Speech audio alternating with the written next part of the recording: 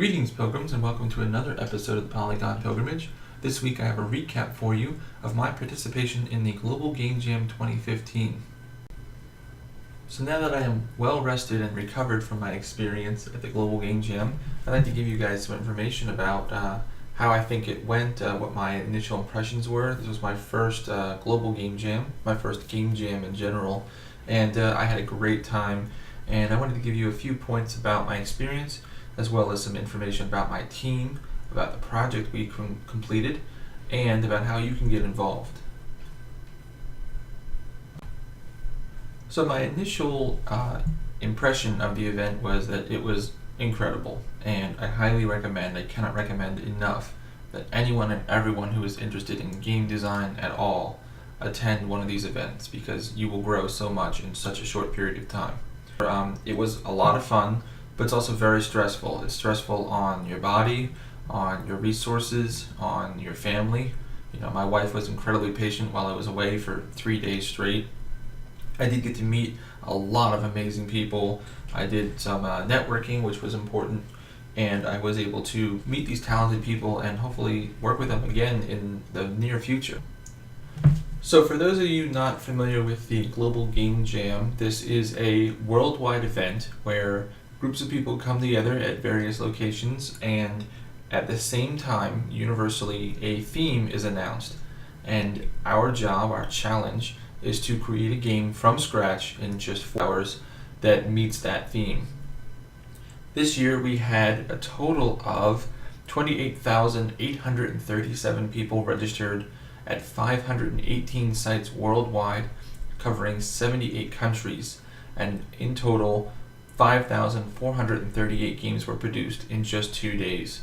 And this is an amazing feat, you guys, and I can tell you from being there, being completely immersed and surrounded by creative people, it's a party the whole time. You're having a lot of fun, you're getting a lot of work done, you're stressed out because the deadline is approaching, but you're never unhappy about that. You're so excited to create and continue to be creative. And it was a joyous experience, and I would jump at the ability to do another one next weekend if I could. Now, to tell you about the game that we created, our team was using some pretty cool toys. We had the Oculus Rift, we had the Leap Motion, and the Mayo. And these are all devices for doing virtual reality. It can actually project and see your hands in virtual space. Obviously, the Oculus Rift allows you to see in virtual space. And the Mayo is a forearm attachment which can measure and respond to the stresses in your muscles. You can actually do gestures like a closed fist, an open hand. You can flick your wrist and it will actually accept those commands and understand what they mean and then translate that to the game world. So the theme this year was, what do we do now? And that was the question you had to answer and both ask during the production of your game. So for our game, we began the player in a completely white environment, and in front of you, you find this circular artifact, and it's missing obviously 4 important pieces, each representing one of the 4 core elements. And as you go through this virtual reality puzzle game, you find the 4 elements, and you rebuild civilization and the world one piece at a time.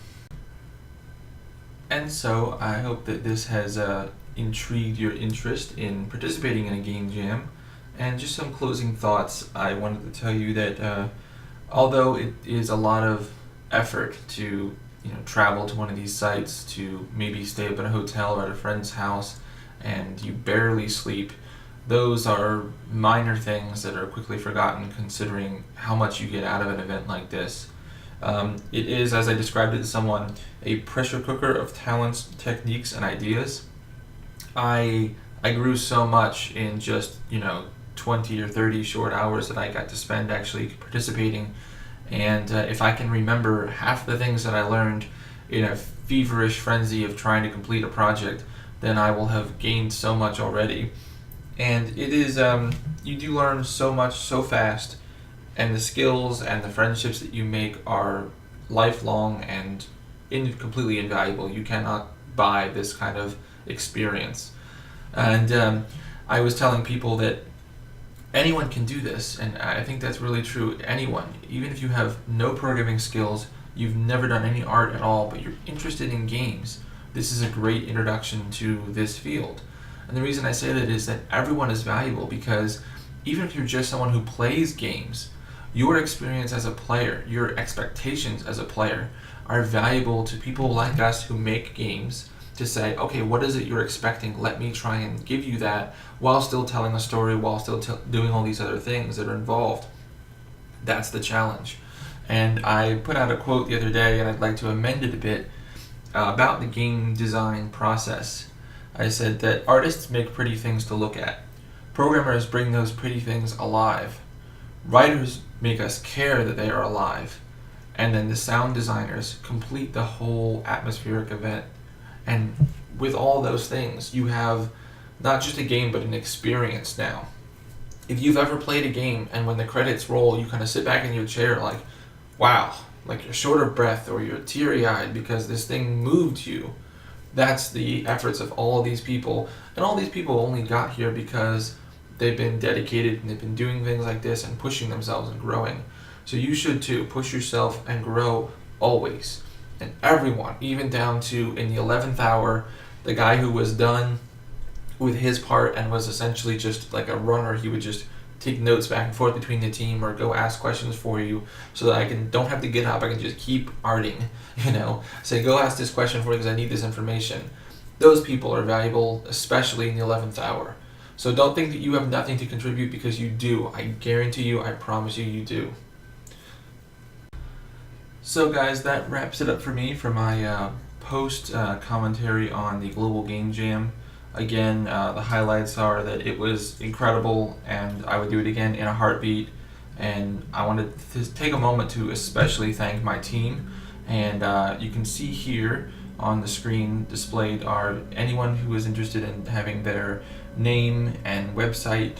You guys should definitely check it out. They are an incredible group of people. I'll also provide their links in the description to the video. Check them out. They're hard workers. Any potential employers out there who might be listening, especially take a look. It's worth your time and effort. I can personally vouch for the fact that they work well as a team under pressure, and they responded to me as being an art lead for this project. So if it looks terrible, it's my fault, not theirs. But they were wonderful, and I highly recommend them, and I stand behind them absolutely. So thank you again, guys, for watching. I hope you've enjoyed. I'm sorry for the length here, but I had a lot of information to give you. You've been watching images of the actual project, and I hope you've enjoyed. And please continue to like, comment, subscribe. Stick with me. We're doing one episode every week, all of 2015. Let's grow together. I just got copies of Substance Designer, UE4, and so I've got a lot more learning to do and a lot more videos to bring you. So, as always, keep watching, get better, and I'll see you next time as the pilgrimage continues.